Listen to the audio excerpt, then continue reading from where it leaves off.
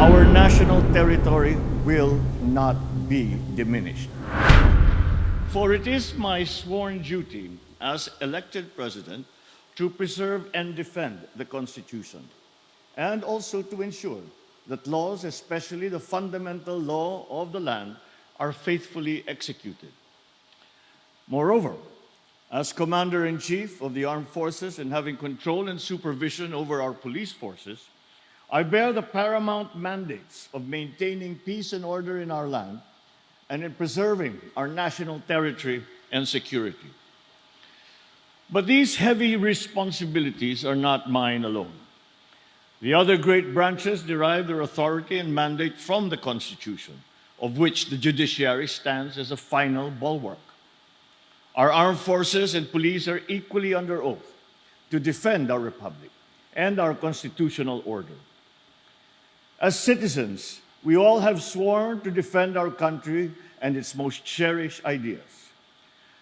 Lahat tayo ay nanumpa sa watawat ng Pilipinas at sa bansang kanyang sinasagisan. Nanumpa rin tayo na ating tutuparin ang mga tungkulin ng mamamayang makabayan. As members of PhilConsa, you have distinctly sworn to defend, protect, and preserve the Constitution. You also vowed to propagate and promote obedience to the Constitution as an integral part of the people's adherence to law and order. My predecessor has once declared before this august body that the Constitution is our unifying factor. Painstakingly, our progenitors have made this pact for us to be one and united. Once we start to destroy the Constitution, there will be a breakage in our society. So it must be. So we must also honor our word. Let us not betray the sacred oath that we have made. We must safeguard our Constitution's primacy and adhere to its provisions, procedures, and precepts. As citizens, we have inherited and assumed these for the sake of the continuity of our nation's legacy. We must then faithfully and vigilantly perform these integral civic duties of ours, lest we lay to waste the great vision and sacrifices of our heroes and our forefathers. The new call for a separate Mindanao is doomed to fail, for it is anchored on a false premise, not to mention a sheer constitutional travesty. The current leadership of BARM itself has repudiated this preposterous proposal, and so did the other political leaders of Mindanao. Because there can be, as in fact there is already, genuine and effective local autonomy throughout our country, especially in the BARM, without compromising our national integrity in the slightest degree. I strongly appeal to all concerned to stop this call for a separate Mindanao. It is a grave violation of the Constitution. Hindi ito ang bagong Pilipinas na ating hinuhubog. Bagkus, ito ay pagwasak mismo sa ating bansang Pilipinas. Our Constitution calls for a united, undivided country. It calls for eternal cohesion. For this reason, unlike other constitutions, there is nothing in ours that allows the breaking up of this union, such as an exit provision. On the contrary, our Constitution does not recognize a right to rebellion, while our criminal laws punish it. Government has sternly enforced these laws to the letter and spirit, and this administration will be no exception. I have said it before, and I will say it again here. Our national territory will not be diminished, even by 1 square inch. We will continue to defend it against any and all threats, external and internal. We will not allow even an iota of a suggestion of its breaking apart. On this part of the Constitution, there is simply no dynamism or flexibility.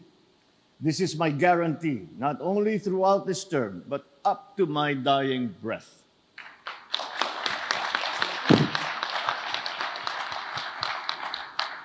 Fittingly, As I said 2 weeks ago during the 125th anniversary of the establishment of the First Republic, a divided republic cannot prosper. It was unity that made us rise from our pandemic challenges, and under the banner of the rule of law and supremacy of our Constitution, our unity, both of our people and of our territorial domain, will continue to fuel our ascent and the further pursuit of our collective goals and aspirations as a nation. We must then galvanize our people and rally them to preserve the Republic and everything that our flag symbolizes, its 3 stars and its sun. Huwag natin talikuran ang ating panata. Huwag natin payagang mabaliwala ang lahat ng mga pinaglaban ng ating mga ninuno't mga bayani.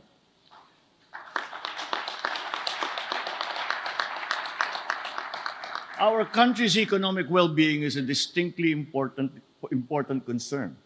Many sectors of society, particularly business, have pointed to certain economic provisions in the Constitution that inhibit our growth momentum.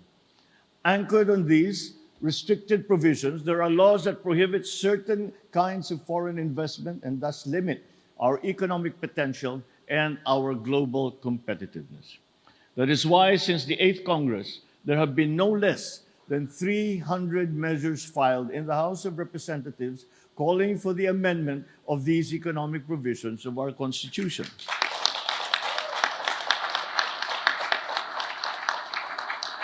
And we must allow this healthy and democratic debate to rage on, engaging and informing the minds of our citizenry, especially since the socio-economic development of our country is directly involved. I will neither hinder this dialogue nor encroach on the prerogatives of Congress and the sovereign will of the Filipino people. Our bicameral Congress and our built-in system of checks and balances are wonders to behold. We must allow our democratic institutions and their mechanisms made possible by our constitutional order to take their natural course. I want to make it clear, this administration's position in introducing reforms to our Constitution extend to economic matters alone, or those strategically aimed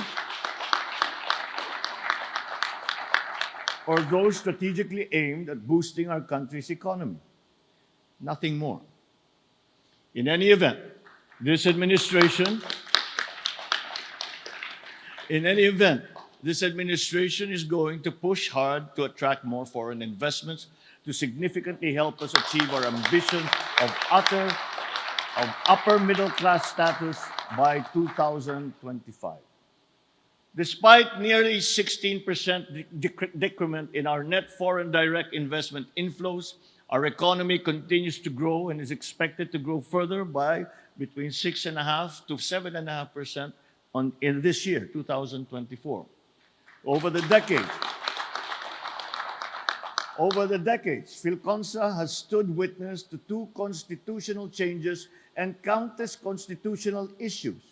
Dutifully, you have proven yourselves to be a proactive witness and defender of our constitutions, past and present. It is once again being called upon for its role as a Constitution's vanguard. So I call to you, join me, your President, and your legitimate civilian government at the forefront in defending the sanctity of the Constitution, the territorial integrity of our country, and the sovereign will of the Filipino people. Rest assured, as President of our great republic, I will continue to live up to the recognition that you have bestowed upon me almost a decade ago as a great protector of the Constitution. Mabuhay ang ating saligang batas. Mabuhay ang iisa at nagkakaisang bagong Pilipinas. Maraming salamat po at magandang gabi po sa inyong lahat.